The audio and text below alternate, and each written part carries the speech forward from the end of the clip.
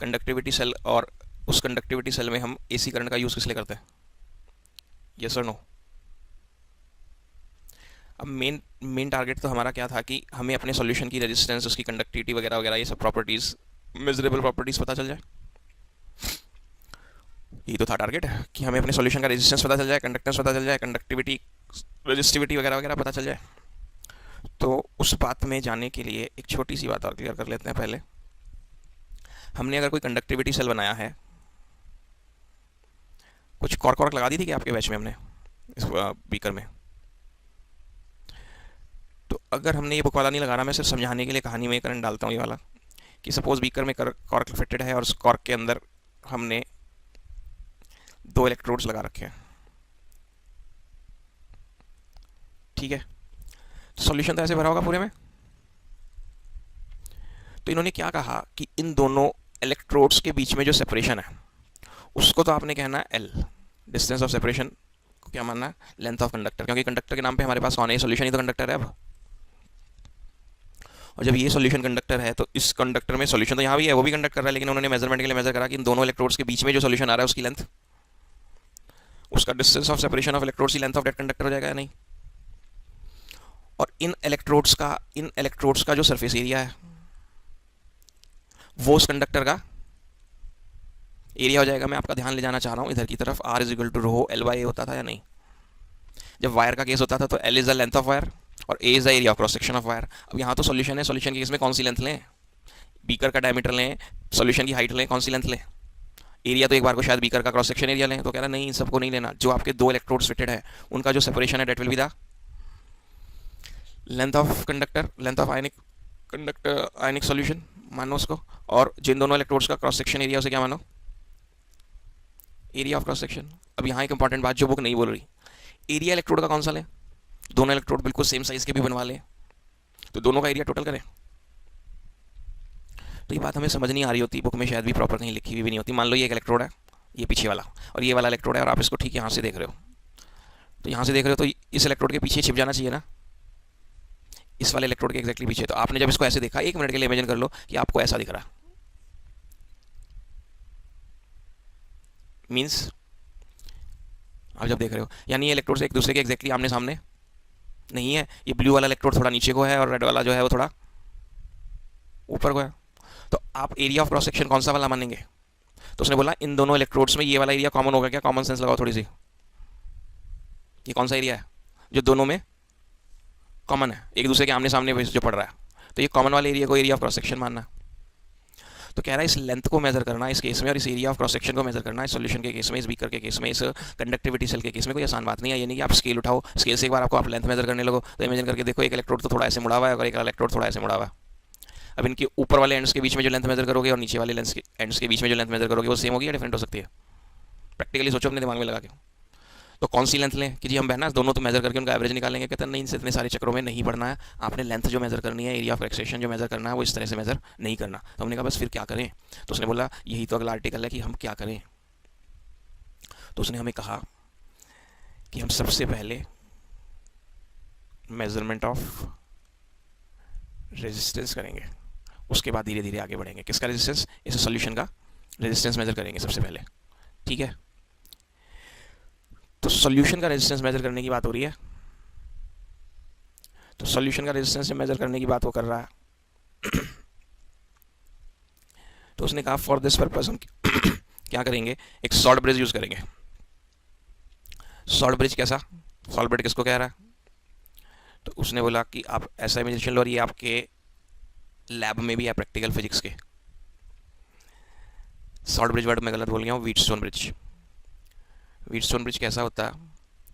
इस तरह का एक सेटअप है, ये रेजिस्टेंसेस हैं,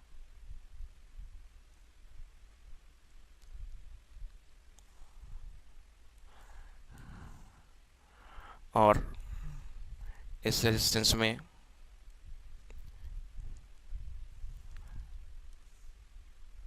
इस सेटअप में यहाँ पर हमने इलेक्ट्रिसिटी का, इलेक्ट्रिक करंट का सोर्स लगाया। कौन से वाला? एसी या डीसी? तो एसी सोर्स को रिप्रेजेंट करने का तरीका उसने बनाया। ये तो हम बचपन से करते आ रहे हैं, बैटरी लगाते हैं ऐसे या नहीं? तो ये तो डीसी के लिए, और एसी के लिए इसने ये वाला रिप्रेजेंटेशन बनाया। यहाँ पर ये तो 3 रेजिस्टेंस है, इसको मैं बोल रहा हूँ 1 मिनट के लिए R2 एट रैंडम, आप कुछ भी नाम दे सकते हो, इसको बोल रहा हूँ सपोज वो R3 और इसको नाम दे रहा है वो R4। यहाँ भी एक रेजिस्टेंस लगाना था और यहाँ रेजिस्टेंस लगाने के नाम पे उसने ये जोड़ दिया। वो सॉल्यूशन जिसकी हमें रेजिस्टेंस पता लगानी है। और यहाँ पर इन्होंने एक और डिवाइस लगाया और इस डिवाइस को वो कहता है नल पॉइंट डिटेक्टर। तो जो अच्छे लैब्स होते हैं वहाँ पे तो हेडफोन जैसा एक इंस्ट्रूमेंट लगाते हैं और इस हेडफोन में, इस सर्किट में हमेशा खड़खड़ खड़पड़ आवाज़ आती रहती है। एक स्टेज वो आती है जब आवाज़ आनी बंद हो जाती है, तो जब आवाज़ आनी बंद हो जाती है तो उसे क्या मानते हैं कि क्या आ गया। तो हम ये अच्छे लैब्स में लगाते हैं हेडफोन वाला फंडा। तो हमारे स्कूल्स में क्या लगाते हैं, पोटेंशियोमीटर नाम का एक डिवाइस लगाते हैं जिसमें जो स्केल होता है, वोल्टमीटर मीटर तो देखे होंगे, तो उस तरह का सीन होता है। लेकिन इसमें खास बात क्या होती है, इसमें बीच में जीरो होता है और उस पर निडल चलती है। तो निडल की रीडिंग अगर इधर जा रही है तो नेगेटिव में, और इधर जा रही है तो पॉजिटिव में, इधर जा रही है नेगेटिव, इधर जा रही है पॉजिटिव, और बिल्कुल सेंटर में आ गई है तो जब आपकी निडल जीरो पे आ जाती है तो वो कहता है नल पॉइंट डिटेक्ट हो गया।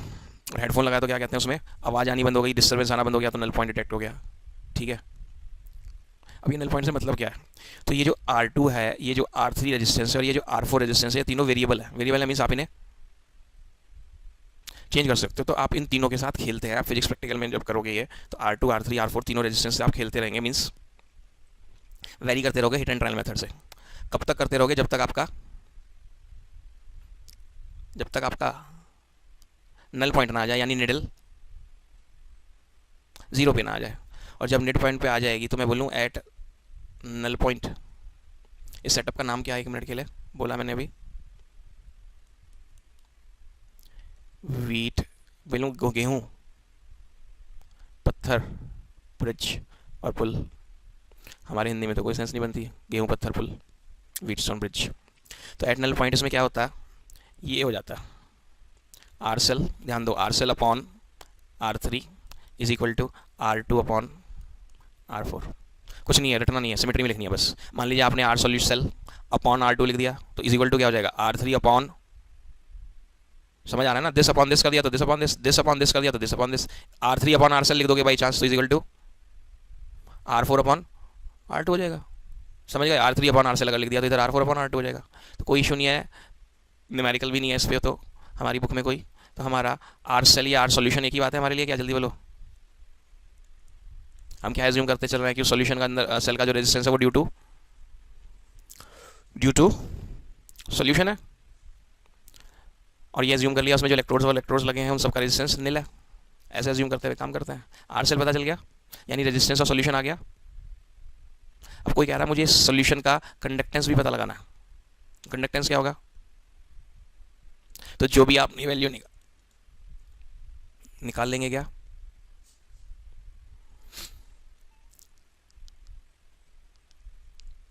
ये जो L/A है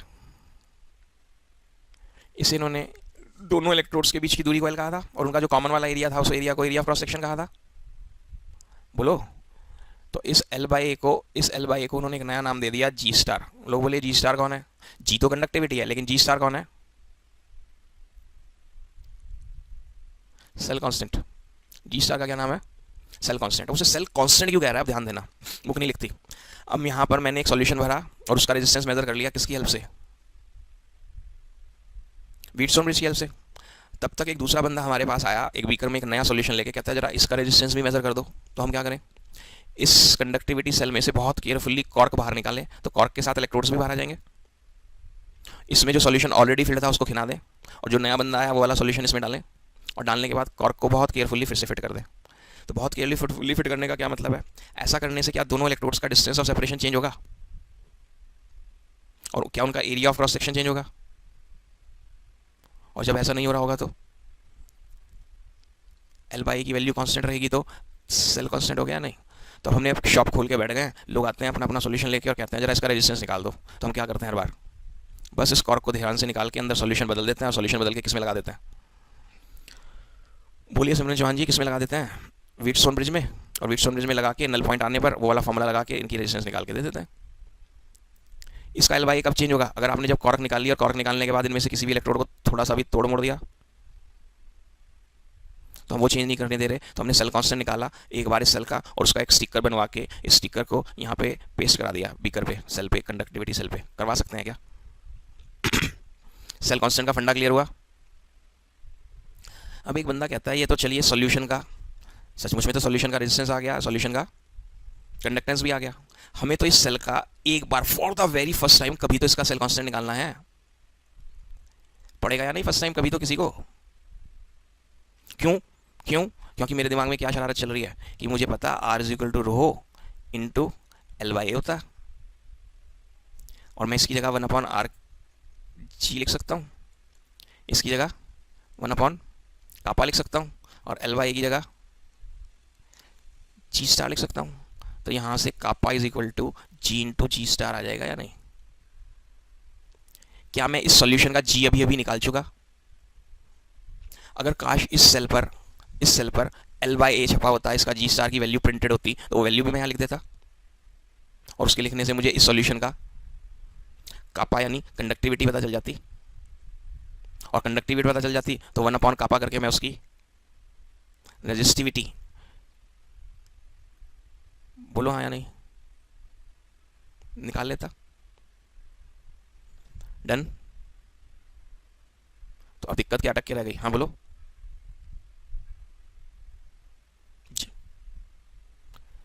कोई से भी सॉल्यूशन का, क्योंकि यही तो इंपॉर्टेंट बात सिखा रहा हूं कि जी स्टार की वैल्यू सॉल्यूशन पे डिपेंड थोड़ी कर रही है। जी स्टार तो सिर्फ कौन है? दोनों इलेक्ट्रोड्स के बीच की दूरी और उनका कॉमन वाला एरिया ऑफ क्रॉस सेक्शन। तो वो जी स्टार की वैल्यू इसके सॉल्यूशन पे डिपेंड नहीं करनी चाहिए। तो अभी मैं निकालने जा रहा हूं, सिखा रहा हूं वो बात कैसे है, लेकिन पहले दिमाग में ये पॉइंट क्लियर हो गया कि जी स्टार निकालने के लिए सॉल्यूशन का तो कोई रोल नहीं है, जी स्टार की वैल्यू में तो सॉल्यूशन का कोई रोल नहीं है, क्योंकि जी स्टार तो क्या है? दोनों इलेक्ट्रोड्स का सेपरेशन और उनका कॉमन वाला एरिया ऑफ क्रॉस सेक्शन। कौन सा लेके निकालेंगे वही सीखने की तरफ जा रहे हैं, लेकिन ये तो मानोगे हाँ इसमें सॉल्यूशन की मेजरमेंट इन्वॉल्व नहीं है कोई। अब उन्होंने कहा इशू है अगला डिटर्मिनेशन ऑफ, बोलो, determination of cell constant G star. उसने कहा क्या करें? तो वो बाजार जाता है, बाजार में एक सील्ड बॉटल बिक रहा है, बॉटल के ऊपर लेबल लगा है 0.1 mkcl। बिक सकता है क्या बाजार में? लेकिन मोलारिटी क्यों नहीं बिक सकता? मोलारिटी तो टेम्परेचर के साथ चेंज होती है, तो उसने लेवल पे ले भी लिख दिया एट, यानी इस सॉल्यूशन का टेम्परेचर अगर आप 25 डिग्री सेल्सियस रखेंगे तो इसकी मोलारिटी कितनी आएगी? इसकी मोलारिटी 0.1 आएगी, ठीक है। और इसी बॉटल पर इंपॉर्टेंट क्या है, लेबल पर ये भी लिखा है kappa is equal to 0.0129 siemens centimetre inverse, यानी सॉल्यूशन का कापा भी फिक्स है। कितना? सब कुछ बॉटल पे प्रिंटेड है। अब मैं आता हूं और ये बॉटल खरीद के, और ये जो बीकर में सॉल्यूशन रखा हुआ था इसी का तो मुझे सॉल्व कांस्टेंट निकालना है, इस कंडक्टिविटी सेल का। तो इसमें जो भी सॉल्यूशन है उसको मैं खिला देता हूँ और उसके बजाय ये वाला सॉल्यूशन उसमें डाल देता हूँ, और क्या निकालता हूँ? रेजिस्टेंस। तो अब जब मैं रेजिस्टेंस निकाल लूँगा तो क्या मैं जी भी निकाल लूँगा 1/r से, और फिर kappa is equal to G into G star के फॉर्मूले में डाल लूँगा। कापा की जगह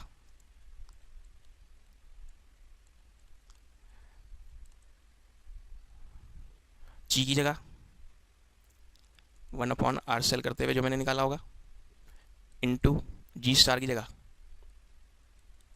टू बी कैलकुलेटेड वैल्यू क्यों डाले? जब सेल कांस्टेंट वैल्यू तो निकालनी है, चाहे आप एल बाई लिख दो तो ओवरऑल एल बाई की वैल्यू आएगी। आर का 1/r का यूनिट क्या होने वाला है?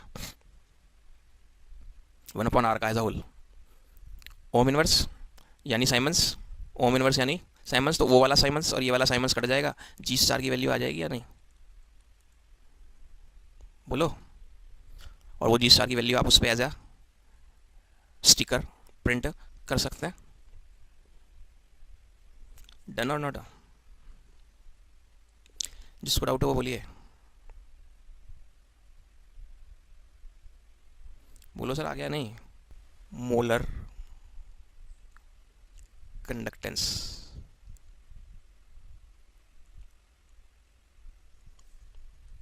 And this molar conductance is denoted bye, रोक के पेन देखो स्क्रीन पर, क्या मैं इसको बोलूँ, इन्वर्टेड कैपिटल वी, और यहाँ पर छोटा सा एस सबस्क्रिप्ट लगाते हैं ये स्मॉल एम, जबकि मोलर लिख रहे हैं ना, molar, molar is related to molarity,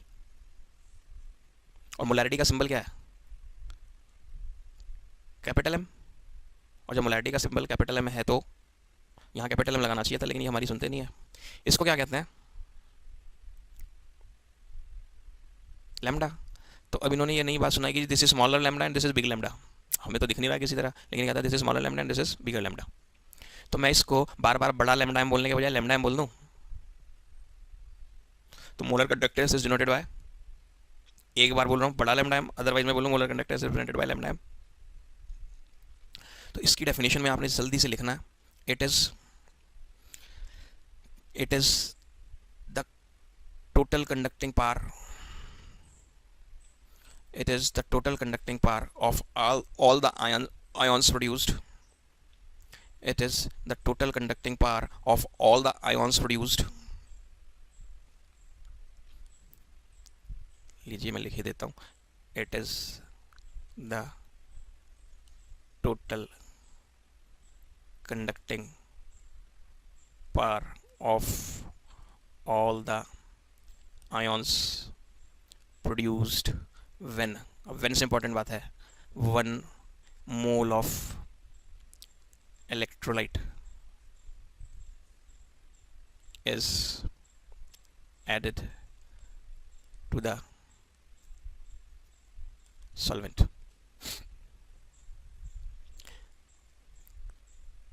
हाँ जी बोलिए। It is the total conducting power of all the ions produced when 1 mole of electrolyte is, इसको बोलते हैं लैम्डा एम। ये लैम्डा जैसा नहीं है, लैम्डा इसे कहते हैं, तो ये बोलते हैं इसको छोटा लैम्डा, इसको बोलते हैं बड़ा lambda, smaller lambda, bigger lambda. तो lambda M, it is the total conducting power of all the ions produced when 1 mole of electrolyte is added to the solvent. अब इसमें डेफिनेशन में एक बेईमानी, अगर आपने ध्यान दिया हो, हमारे में से 2 स्टूडेंट्स ने अलग अलग बीकर में वाटर लिया, एक ने ले लिया 1 लीटर और एक ने सपोज ले लिया 2 लीटर। इसमें भी हमने 1 मोल NaCl डाला, तो अमाउंट ऑफ इलेक्ट्रोलाइट कितना,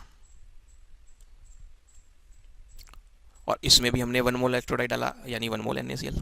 तो क्या इस डेफिनेशन के अकॉर्डिंग दोनों का 1 मोल इलेक्ट्रोलाइट ही डाला, लेकिन इन साहब ने किस में डाला, 1 लीटर वाटर में, और इन साहब ने डाला 2 लीटर वाटर में। तो क्या दोनों के केस में कंडक्टेंस सेम आएगी, कंडक्टिविटी, कंडक्टेंस जो वर्ड लगाना हो फिलहाल वो लगा लो। इसमें आयंस एक दूसरे के पास पास होंगे एज कंपेयर टू इससे, क्योंकि उतने आयंस जब 2 लीटर पानी में तैर रहे होंगे तो उनके बीच में वाटर मॉलिक्यूल्स ज़्यादा हो गए होंगे या नहीं, तो उनके बीच में डिस्टेंस ज़्यादा होने की वजह से कम होगा या ज़्यादा होगा, मैं उस इशू में नहीं जा रहा थोड़ी देर के लिए, अभी आने वाला आगे। लेकिन मानेंगे हाँ दोनों में कंडक्टेंस कुछ, मूवमेंट ऑफ आयंस कुछ डिफर होगा, कर रहा होगा, बोलो भाई।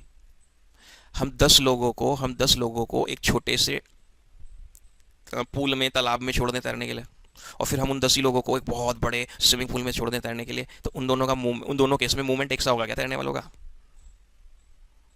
छोटे से तालाब में जब छोड़ा होगा तो हिंडर्ड होगा ना, एक दूसरे से टकराने का चांस होगा ना, उतना फ्रीली तैर नहीं पा रहे होंगे ना।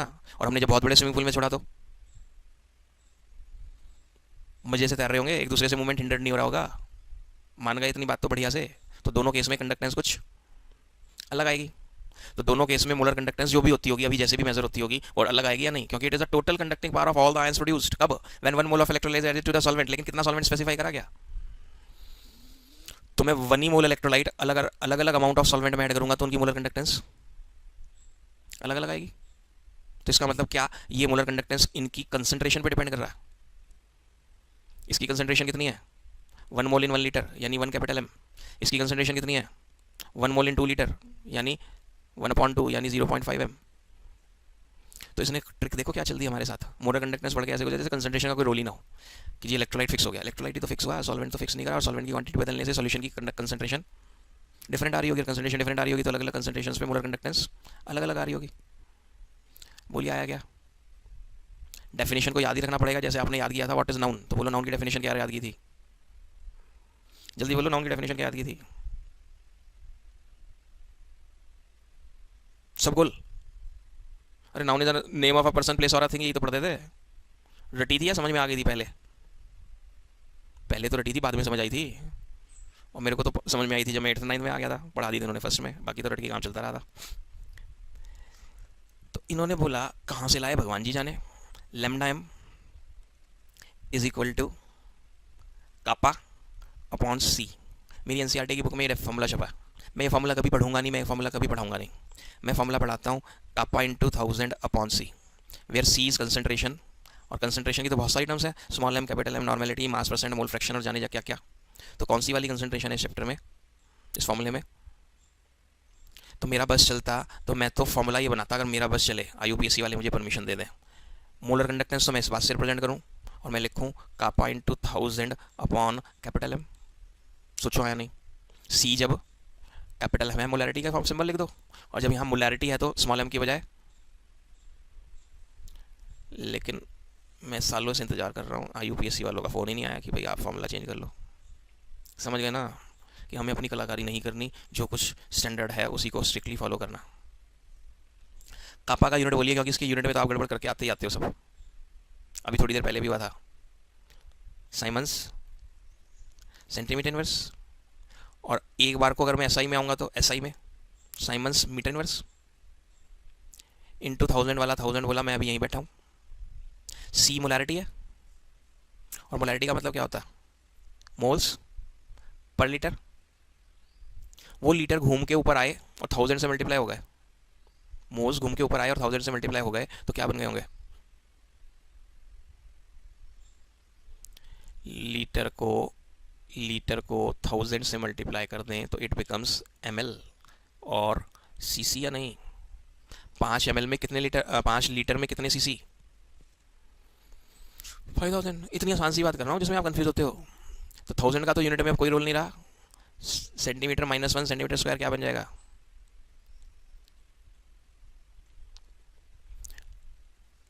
खूब बढ़िया से इस यूनिट को समझने के साथ रट डालो।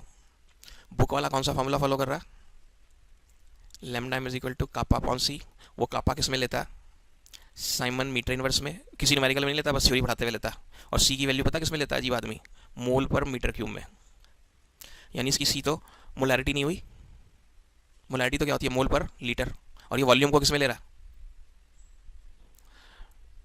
तो अगर आपको बहुत अच्छी सी मेरी पढ़ाई हुई बातें याद हो तो 1 litre is equal to 10⁻³ metre cube होता था। लेकिन मैं इन चक्करों में क्यों पढ़ूँ, क्योंकि मुझे सारे न्यूमेरिकल्स में, किसी भी न्यूमेरिकल में किसी भी हाल में वो कंसंट्रेशन मोल पर लीटर में ही देगा, मोल पर मीटर क्यूब में तो कभी देगा ही नहीं। पूरी केमिस्ट्री में कंसंट्रेशन किस में चलती है सबसे ज़्यादा, इक्विलिब्रियम चैप्टर याद करो पिछले साल, कैपिटल एम में चलती थी या नहीं। अब मेरे को उसने मोलैरिटी दिया है, मोल पर लीटर दिया, मैं उस पर लीटर का मीटर क्यूब बनाऊँ कन्वर्जन फैक्टर लगा के और फिर इस फॉर्मूले में जाऊँ, कौन चक्कर में पड़े, गोली मारो। तो इस फॉर्मूले को हमने सिर्फ एनसीईआरटी के पॉइंट ऑफ व्यू से पढ़ लिया, हम इसे अप्लाई नहीं कर रहे होंगे। जिसको डाउट हो इस फॉर्मूले में बोलो, यूनिट ड्राइव करने में या फॉर्मूला बनाने में बोलो। कापा का क्या यूनिट, कल के लेक्चर में देखो, मुझे नहीं याद रहता सर, कल के लेक्चर में क्या मैंने कापा का यूनिट बनवा दिया था, साइमन सेंटीमीटर इनवर्स। और सी का यूनिट क्या है, हमने बोला अब सी मोलैरिटी है तो मोल पर लीटर, और वो जब लीटर ऊपर जाता है किससे मल्टीप्लाई हो जाता है, तो लीटर 1000 से मल्टीप्लाई होने पे किस में चेंज हो जाते हैं, ml में या cc में। ये बात समझ आ रही है। तो जब ये सेंटीमीटर क्यूब बन गया तो देखो ये सेंटीमीटर की पावर -1 है और ये सेंटीमीटर क्यूब है, तो क्या रह जाएगा, सिर्फ पर मोल। डन, हाँ जी बोलो। हाँ तो हमने भी तो यही किया, जो पर लीटर वाला 1 लीटर था, बोलो।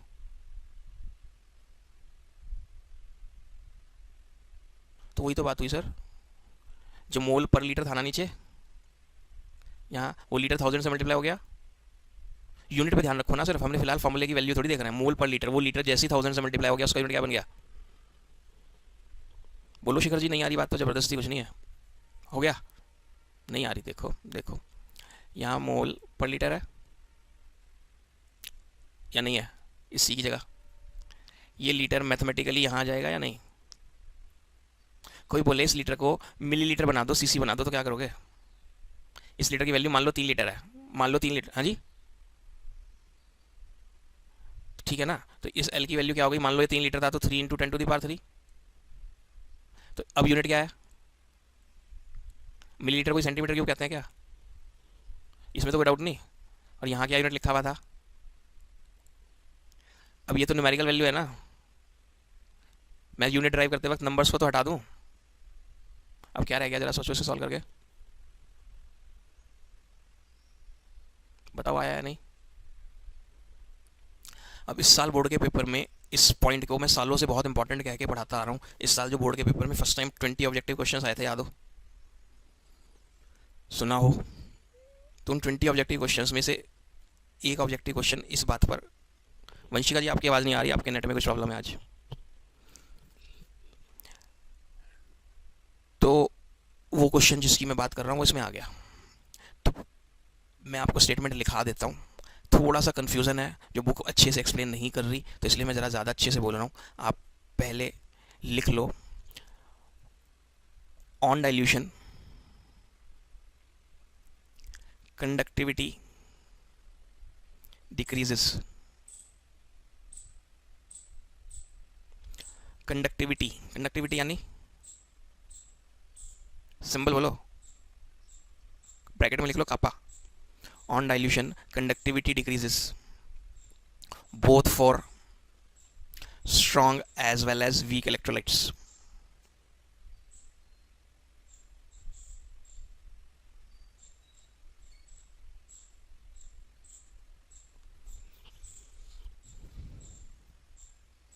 On dilution, conductivity decreases both for strong as well as weak electrolytes because number of ions per unit volume decreases.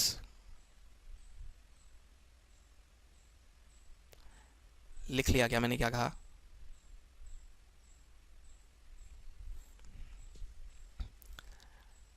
अब देखो यहाँ पे, conductivity always decreases with decrease in concentration both for weak and strong electrolytes, can be explained by fact that number of ions per unit volume that carry current decreases. बोलो मेरी बात समझ आई जो मैंने स्टेटमेंट लिखाया? देखो जबरदस्त, 1 लीटर वाटर है मान लीजिए, और इस 1 लीटर वाटर में 10 आयंस तैर रहे हैं। 10 आयंस में से 5 Na प्लस के मान लो और 5 Cl नेगेटिव के मान लो, हो सकता है या नहीं? तो मैं बोलूँ 10 आयंस पर लीटर, क्या वो तैर रहे होंगे या बैठे होंगे चुपचाप? अब मैंने इसमें 1 लीटर पानी और डाल दिया, कितने हो गए वॉल्यूम? तो अब 10 आयंस इन 2 लीटर, तो पहले था 10 आयंस पर लीटर, पानी मिलाने के बाद क्या हो गए 10 आयंस इन 2 लीटर, यानी 10/5 आयंस पर लीटर। तो पर लीटर करंट कैरियर्स कम हो गए क्या डाइल्यूशन करने से? तो इसलिए उसमें कंडक्टिविटी जो है वो डिक्रीज हो जाती है। अब तो आया है, अब देखो इन्होंने हमारा कितना बढ़िया बनाया। डाइल्यूशन करने से कापा इंक्रीज हो रहा है डिक्रीज हो रहा है? अभी अभी लिख लिया आपने, डिक्रीज। अब डाइल्यूशन करने से सी की वैल्यू, मैथ्स लगाओ सर। पहले 1m सॉल्यूशन था, मैंने उसमें पानी मिला दिया तो वो 2m हो जाएगा या 0.5m हो जाएगा, है ना? तो सी की वैल्यू भी अब मैथ्स लगानी है। ये कापा तो कह रहा है डाइल्यूशन करने से मैं तो छोटा हो जाऊंगा, और ये सी कह रहा है डाइल्यूशन करने से मैं भी छोटा हो जाऊंगा। अब मैथ्स लगाओ, इसके छोटा होने से लैम्डा एम छोटा होना चाहिए, और इसके छोटा होने से, ये तो कॉन्ट्रडिक्शन आ गया बढ़िया। तो डाइल्यूशन होने पे कापा का छोटा होना कह रहा है लैम्डा एम को छोटा करो, डाइल्यूशन होने पे सी का छोटा होना कह रहा है लैम्डा एम को। तो on dilution lambda M increases, ये एक्सपेरिमेंटल ऑब्जर्वेशन है। तो इसका क्या मतलब? इसका मतलब प्रोमिनेंट कौन है, ज़्यादा इफेक्ट किसका पड़ रहा है, सी का या कापा का? सी का या कापा का? मान गए? सुनना कैसे, मैं आपको बुक में नहीं लिखता ऐसे। मेरे पास 0.1m सॉल्यूशन था, पहले 1m सॉल्यूशन था, उसकी कापा मैं ऐसी हवा में छोड़ रहा हूँ, मान लेते हैं कापा उसकी 129 थी सपोज। अब मैंने इसका डाइल्यूशन कर दिया तो 1m से कितना हो गया 0.1m मान लो। तो कापा ये क्या 1/10 रह गया? तो क्या क्या इसकी कापा 12.9 हो जाएगी? नहीं, इसकी कापा कम होके मान लीजिए हो गई 125। तो ये तो कितनी सी कम हुई सिर्फ, इट डिक्रीज बाय 4। मुझे नहीं पता कितनी कम होती है, लेकिन इतनी नहीं होती। ये कितनी होगी? तो मान गए, तो कापा तो मामूली सा कम हुआ 129 के बजाय 125, लेकिन सी 110 रह गया। तो ज़्यादा प्रोमिनेंट इफेक्ट किसका? मान गए? बोलो। तो अब मैं एक नई कलाकारी कर, हाँ सर बोलो, कुछ प्रॉब्लम कह रहे थे अजय जी? कंसंट्रेशन मान लो 1 मोल इन वी लीटर्स। क्यों मान लो? फिर से हमें बात बहुत टिपिकल है, समझ नहीं आती, बुक वाला पता नहीं क्या अजीब बातें करता है।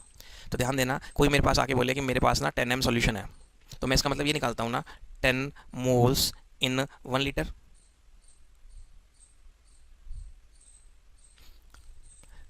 तो मैं थोड़ा ज़्यादा इंटेलिजेंट होते हुए ये नहीं कह सकता क्या 1 मोल इन 1/10 लीटर?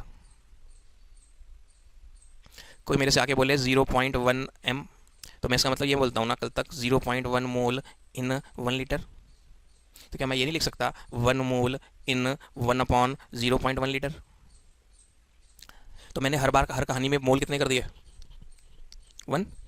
और ये वैल्यू क्या? Volume we. ये क्या? Volume we.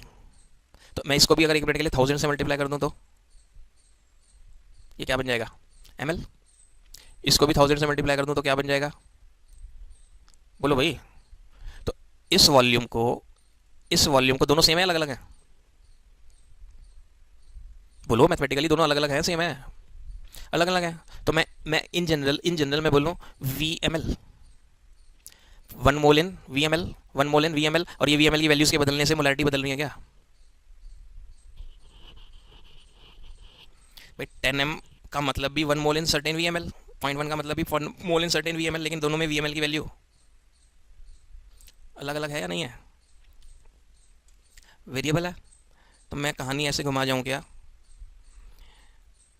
इस फॉर्मूले में?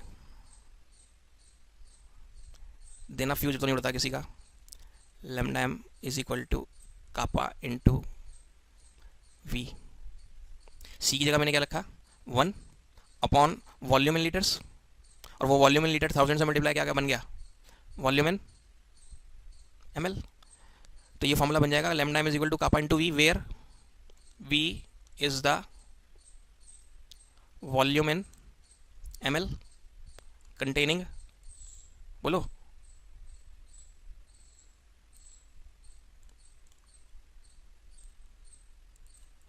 डन।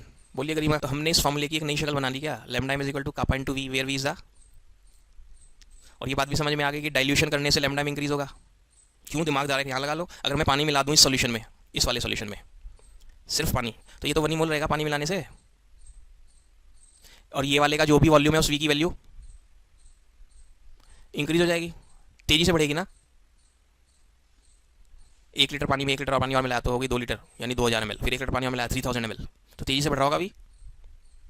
तो ये वी की वैल्यू तेजी से बढ़ रही है ऑन डाइल्यूशन। और लेमडा के की वैल्यू ऑन डाइल्यूशन थोड़ी सी, के की वैल्यू ऑन डाइल्यूशन थोड़ी सी, और वी की वैल्यू ऑन डाइल्यूशन तेजी से बढ़ रही है। तो ये घट रहा है, ये बढ़ रहा है, ये छोटा सा घट रहा है और ये बड़ा सा बढ़ रहा है।